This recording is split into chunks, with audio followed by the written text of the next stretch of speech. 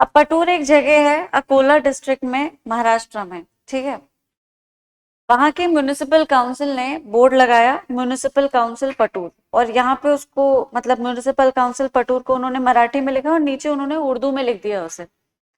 अब पुराना एक काउंसलर था, वर्षातय संजय बागडे, उसने इसको कॉन्टेस्ट किया ये कह के कि भाई Maharashtra local authorities official languages act 2022 के हिसाब से सिर्फ मराठी में ही आप बिल बोर्ड्स को लगा सकते हो, you can not use any other language.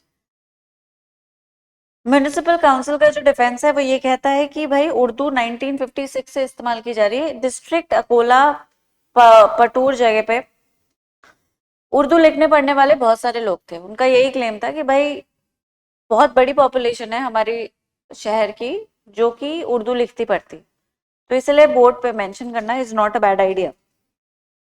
अब कलेक्टर जो था, ये सारे एडमिनिस्ट्रेटिव ऑर्डर्स होते हैं बेसिकली, जो इस तरह के जो ऑर्डर्स होते हैं they are more administrative rather than judicial.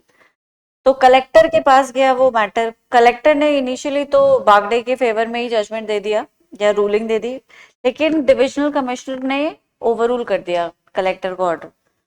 फिर ये मैटर जाता है बॉम्बे हाई कोर्ट फाइनली, और बॉम्बे हाई कोर्ट ने काउंसिल के डिसीजन को अपहोल्ड करते हुए कहा कि मराठी होनी जरूरी है।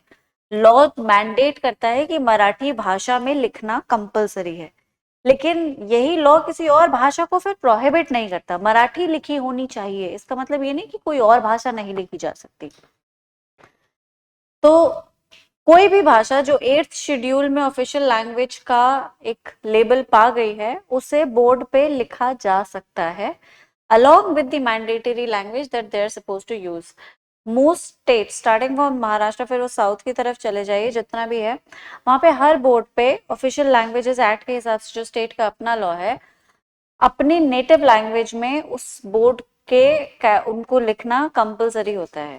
ठीक है, it's compulsory that you right the contents of the board in the native language also. Maharashtra में भी मराठी लिखना जरूरी है, लेकिन इसका मतलब ये नहीं फिर कहीं आप कोई और लैंग्वेज ही नहीं इस्तेमाल करोगे। That is what the court said. Supreme Court ने भी इस पे फाइनल जजमेंट दिया है। This matter actually reached supreme court. Supreme Court ने डिसमिस कर दिया बागडे का पिटिशन, ये कह के कि भाई मराठी और उर्दू का इक्वल कॉन्स्टिट्यूशनल स्टेटस है, मराठी बेहतर भाषा है, उर्दू अच्छी भाषा नहीं है, गलत है। ठीक है, दोनों का जो कॉन्स्टिट्यूशनल इंपॉर्टेंस है वो बिल्कुल एक जैसा है। Both have been mentioned as official languages in the constitution under 8th schedule. दोनों ही वर्क लैंग्वेजेस हैं, दोनों ही यूज की जा सकती हैं, और अगर दोनों को यूज किया जा रहा है तो कॉन्स्टिट्यूशन इसे अलाउ करता है। आप मराठी को मेंशन कीजिए अगर आपका मैंडेट है, लेकिन अगर और कोई भाषा मेंशन करना चाहते हैं आप तो उसे भी कर सकते हैं, there is no law prohibiting it. ठीक है, तो कॉन्स्टिट्यूशनल स्कीम जो है वो इस तरह के लैंग्वेजेस को अलाउ करती है। One particular language can not become a native language, a national language, a state language, no. India is a hugely diverse country with language varying at every corner. किसी भी लैंग्वेज को national या state language का खिताब नहीं दिया जा सकता। एक ही स्टेट में मल्टीपल गांव में अलग अलग तरीके से भाषा बोली जाती है। नॉर्थ इंडिया में अलग अलग तरीके से हिंदी बोली जाती है, मार तमाम तरीके से। पंजाबी भी अलग अलग तरीके से बोली जाती है पंजाब के डिफरेंट डिफरेंट रीजन्स में।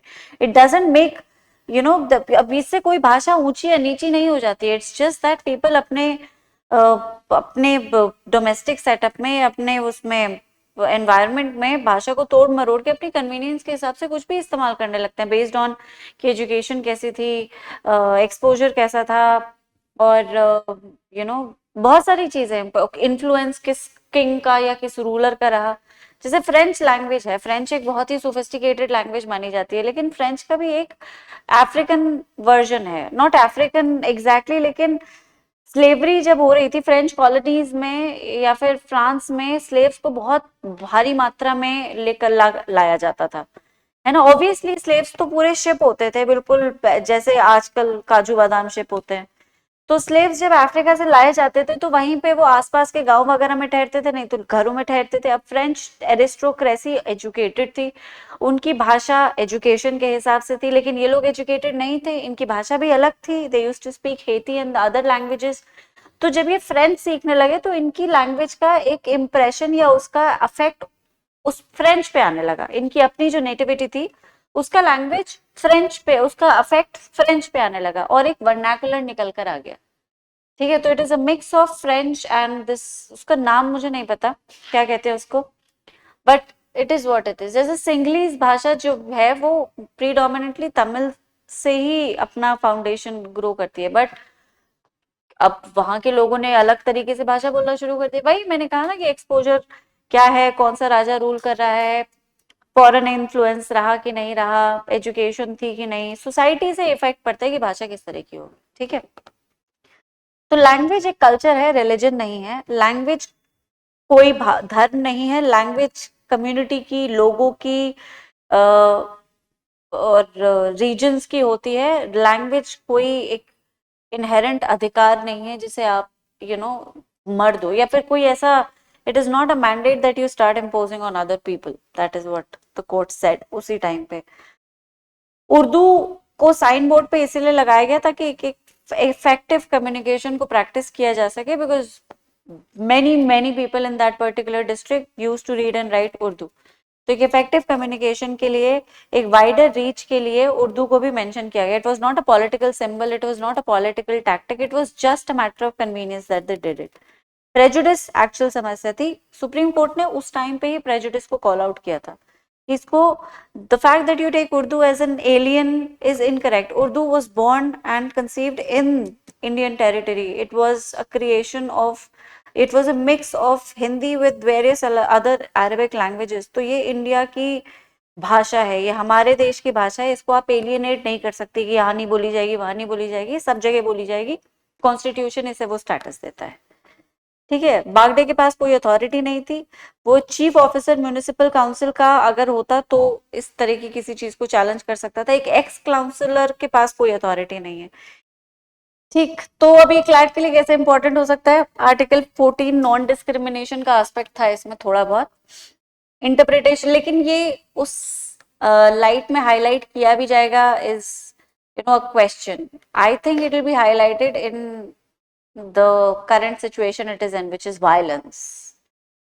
ठीक है, तो जो कंट्रोवर्सी उठी उसके सेंस में इसे हो सकता है कंसोर्शियम यूज करें। Got it?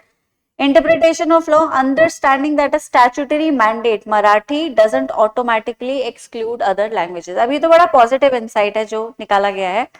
Looking at language as not divisive but as solution for effective governance, pluralism and identity। अब एग्जाम की तैयारी को और बेहतर करने के लिए हमारे चैनल को लाइक, शेयर और सब्सक्राइब करना ना भूलें।